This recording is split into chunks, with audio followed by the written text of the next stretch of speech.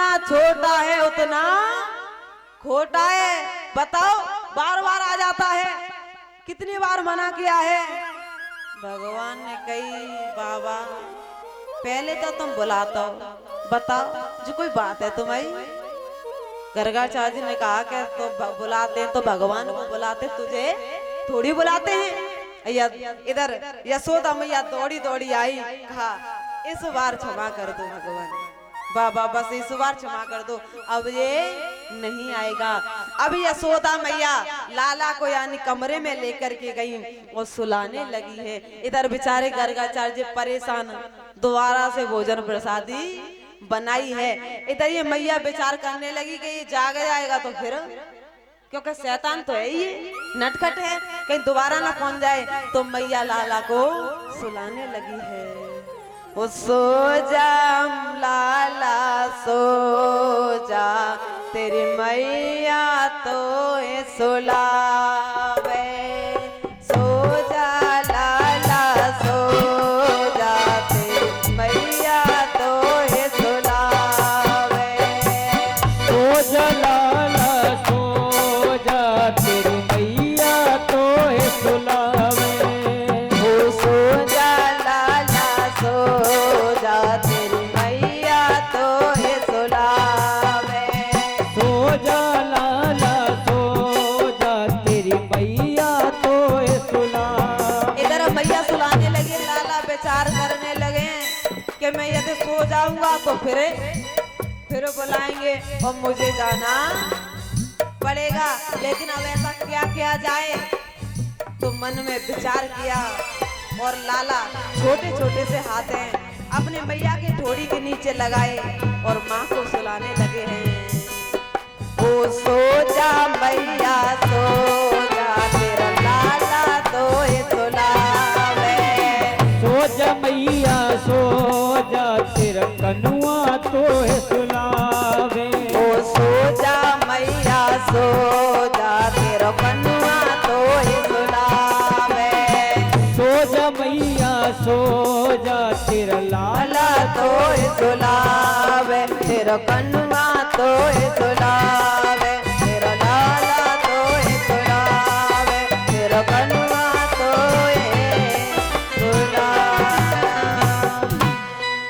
ओ सो जा मैया सो जा, तेरो लाला तो सुलावे। सोना किसको था? लाला को। और नींद किसको आ गई? मैया को। और जैसे ही मैया को नींद आई है और अब गर्गाचार्य जी बुला रहे हैं तो आंखों को बंद नहीं किया। क्यों? क्योंकि कहते हैं ना कि दूध से जलने वाले छाछ को भी फूक फूक के पीते हैं, वानी कहीं दोबारा से न आ जाए। आज जैसे ही भगवान आए, आंखें खुली हुई हैं, जैसे ही भगवान को यानी लाला को देखा, गर्गाचार्य जी ने कहा मुझे पता था तू जरूर आएगा, इसलिए मैंने आंखों को बंद नहीं किया। और तू बार बार क्यों आता है? अरे मैं परमात्मा को बुलाता हूँ, तू बार बार क्यों आता है? लाला ने कहा देख बाबा, तू माने चाहे मत माने, भगवान तो हम ही है। बाबा ने की अच्छा खाए वो जाने नहीं, पी वो जाने, नंगा दड़ंगे से बताओ हमारे सामने भगवान बन रहा है। लेकिन भगवान ने अपना चतुर्भुजी रूप दिखाया है, तब गर्गाचार्य जी को विश्वास हुआ है। बोलिए आनंद कंद भगवान की जय हो।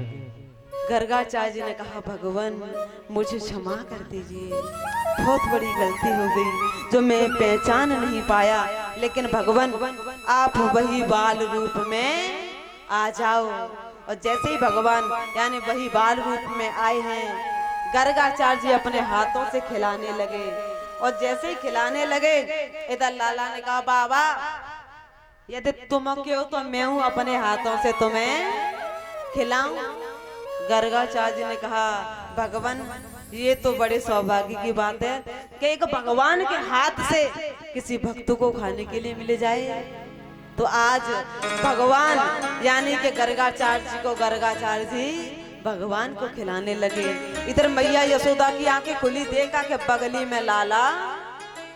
अब तो वो मैया घबरा गई, यानी अब दोबारा ते बाबा के पास पहुंच गो, और अब बाबा छोड़े वारे नहीं है। बेचारी डरती हुई आई और देखा कि भगवान यानी लाला बाबा को खिला रहे हैं, बाबा लाला को।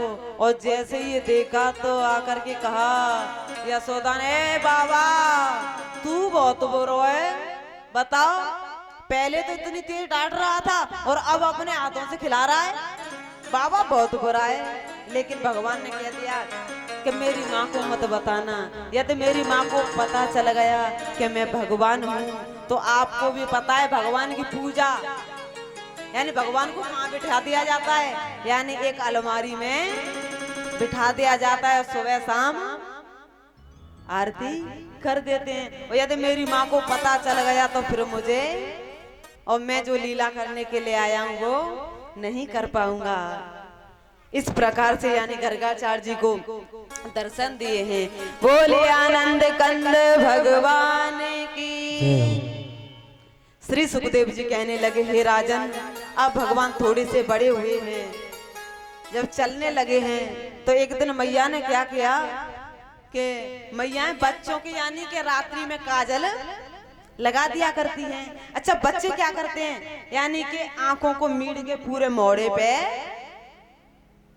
कर लेते हैं। भगवान ने ऐसे ही किया, यशोदा मैया ने रात्रि में काजल लगाया और भगवान ने आंखों को मीड़ करके पूरे मोड़े पे कर लिया। लेकिन उनका नियम था लाला का, सुबह जागते तो पूरे गोकुल की परिक्रमा किया करते थे। और सुबह जागे और जैसे ही परिक्रमा करने के लिए निकल पड़े तो रास्ते में एक गोपी जिसने सुन रखा था कि नंद का लाला ऐसा है, नंद का लाला वैसा है, एक गोपी जिसकी सासू माँ उसे घर से बाहर नहीं जाने देती थी, तो वो गोपी बहाना बना रही है कि दुनिया के लोग कहते हैं लाला बहुत सुंदर लगता है, आखिर देखूं तो सही कैसा है। तो उसने बहाना बनाया, अपनी सासू माँ से कहा, माँ जी यदि आपकी आज्ञा होए तो क्या मैं गाय के खिरक में से गाय का गोबर डाल आऊं। और भाई कौन सी ऐसी सास है जो बहू से काम करवे की मना कर दे। कहा कि चली जाओ, और हाँ जा तो रही है लेकिन जो नंद का लाला है ना उसकी तरफ देखना भी मत, यदि देख लिया तो फिर जिंदगी में कहीं और देखने की चाह, ऐसा है उसकी छवि ऐसी है, जो कोई उसको एक बार देख लेता है फिर उसी का हो जाता है, तो भूल से भी उसको देखना नहीं है। लेकिन ये गोपी तो उसको देखने के लिए आई। आज जैसे ही गाय के खिरक में आई और आकर के उसने यानी गोबर की हेल को भर लिया है। हेल समझती हो भैया, यानी जो तसला सा होता है,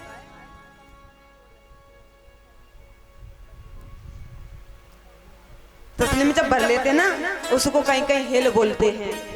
आज जैसे ही भर लिया, इधर लाला जब आए हैं जैसे ही देखा तो कहा, अरे अरे लाला, अरे जरा सुन तो सही, थोड़ा इधर आ। लाला ने कहा, बोल गोपी क्या बात है, भाई तू कैसे सवेरे सवेरे इतनी तेज चिल्ला रही है। अरे लाला वो बात थोड़ी ऐसी है कि ये जो मेरी गोबर की हेल है ना थोड़ी ज्यादा भर गई है, और यदि तेरी कृपा है जाए तो तू उछा दे और मैं डाल आऊंगी। लाला ने कहा, अच्छा तेने कम वो पूछ के हेल भरी, बताओ तेने मुझे पहले पूछी।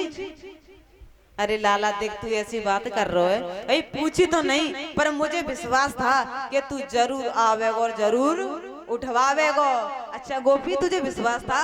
हाँ लाला, तो देख तुझे विश्वास था तो मैं जरूर उठवाऊंगा, लेकिन गोपी फ्री में मैं कोई काम नहीं करता हूँ। अच्छा लाला तू बता क्या क्या चाहिए तुझे? अरे गोपी तुझे पता नहीं है मुझे क्या पसंद है? अरे हाँ लाला मुझे पता है तुझे माखन पसंद है, तो देख तू मोई हेल उठवा दे, मैं तुझे माखन के लौना दे दूंगी। आज भगवान ने लाला ने जैसे ही हेल को उठवाया, गोपी ने रखा सर पर और जैसी डाल के आई और वो तो आकर के फिर जल्दी जल्दी भर ली। फिर कहा लाला थोड़ी कृपा और कर। लाला ने कही अच्छा गोबर की हेल डलवावेगी पूरी की पूरी और माखन को लौना देगी एक। भाई हम ऐसे काम करने वाले नहीं हैं। तब गोपी ने कहा देख लाला तू जितनी गोबर की हेल उठवाएगा मैं उतने माखन के लौना तुझे दे दूंगी। आज भगवान उठवाते जाते हैं, गोपी डालती जा रही है, लेकिन गोपी का मन नहीं भर रहा है। अब मन कर रहा है गोपिका के लाला को छू करके तो देखूं कैसे लगते हैं। तो गोपी ने विचार किया और कहा